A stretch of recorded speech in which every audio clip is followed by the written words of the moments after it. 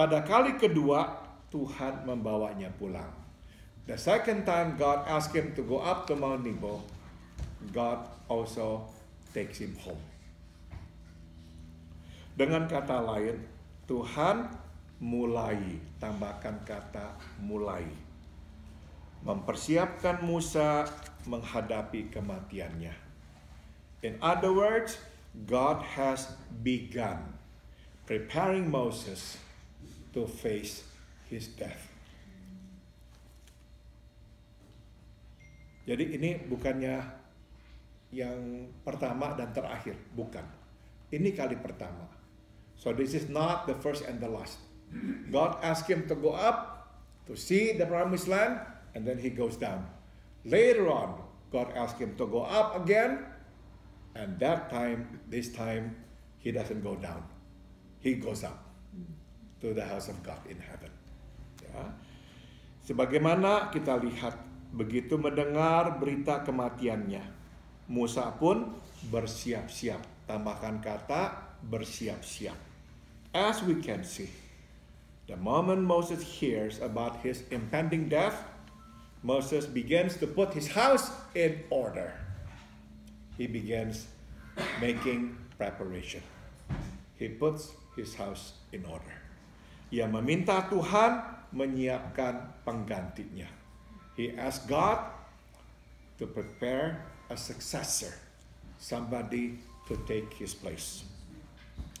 Nah, itulah yang Tuhan lakukan dalam hidup kita. And that's what God does to us in our lives. Pada umumnya, jauh hari sebelum kematian datang, Tuhan mulai mempersiapkan kita. Long before our day of death comes, God actually will begin to prepare us. Ia mulai mengingatkan kita bahwa bukan saja hidup ini sementara, tetapi hidup kita pun sementara. Tambahkan kata kita. He begins to remind us that not only that life is temporary, is finite, but that our lives are also finite, are temporary. Ia pun mulai membukakan mata kita, sehingga kita mulai dapat melihat akhir hidup kita.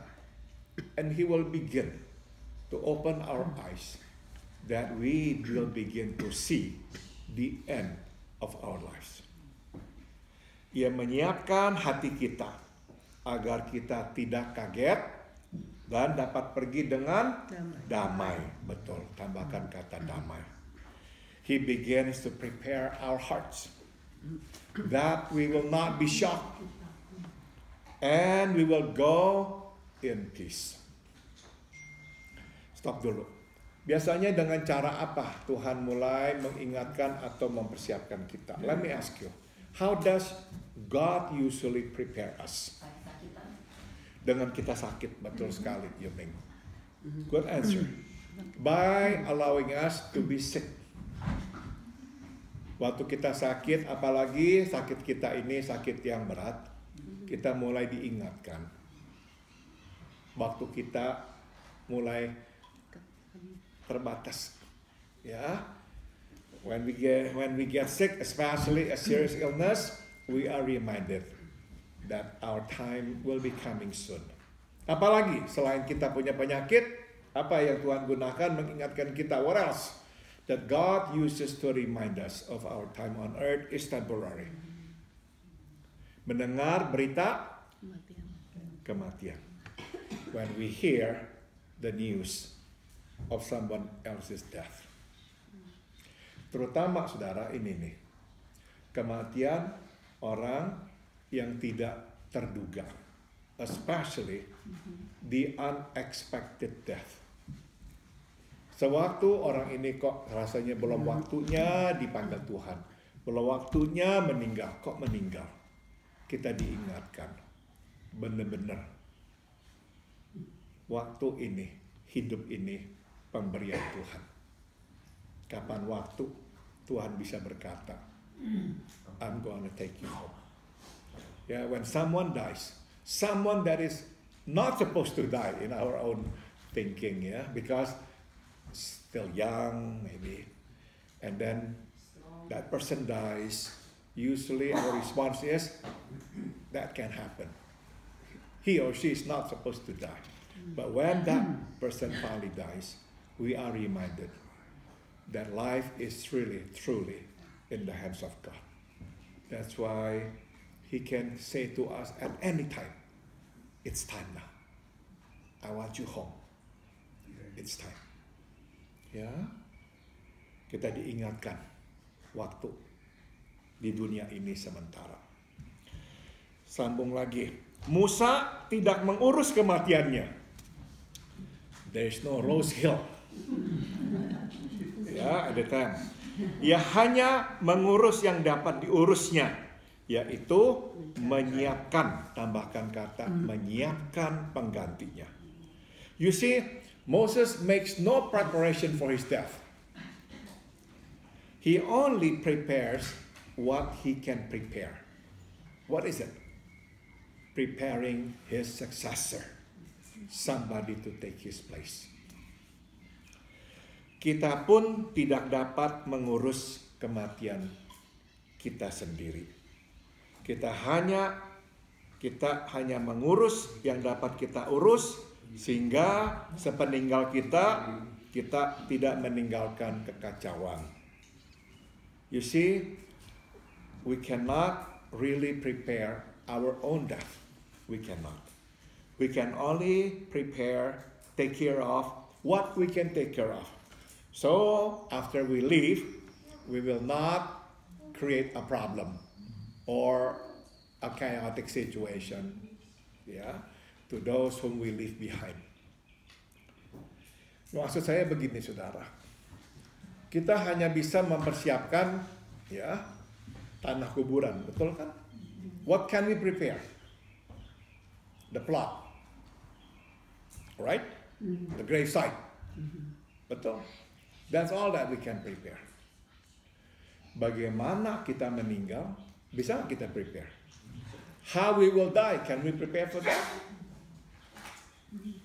Kapan kita pastinya meninggal, bisa kita siapkan juga. When we will die, can we prepare for that? We cannot. Jadi kita hanya bisa prepare yang kita bisa prepare. So we can only do so much. Of course, if we can, please do so. But remember, we cannot prepare everything. That's okay. That's okay. How we will die, when we will die, we cannot prepare. Nah, ini yang indah ya. Semasa hidup Musa berserah penuh dan Tuhan memeliharanya. While he lived, Moses surrendered to the Lord fully, and the Lord took care of him. Bahkan setelah mati pun Tuhanlah yang menguburnya. Tambahkan kata menguburnya. Even after he died, it was God who buried him. Nah, saudara, kuburan manusia bisa kita temukan. Kalau Tuhan yang siapkan kuburan, tidak bisa kita temukan. If we prepare the burial site, everybody can find it. But when God prepares the burial site, nobody can find it. Tidak ada yang tahu di mana Musa dikubur. Nobody knows where Moses actually was buried. Karena siapa yang menguburnya? Tuhan. Because it was God who buried him. Jadi ingat ya pelajarannya. Siap, boleh siap. Bagus siap. Tapi ingat, nggak bisa semuanya kita siapkan. Ya, make preparation, good. If you can, you should. But remember, we cannot prepare for everything. It's okay. Give it to God. He will take care of us. In fact, because he buried Moses, he can always bury us. Itu aja. Ada komentar atau pertanyaan? Komentar Pak. Silakan.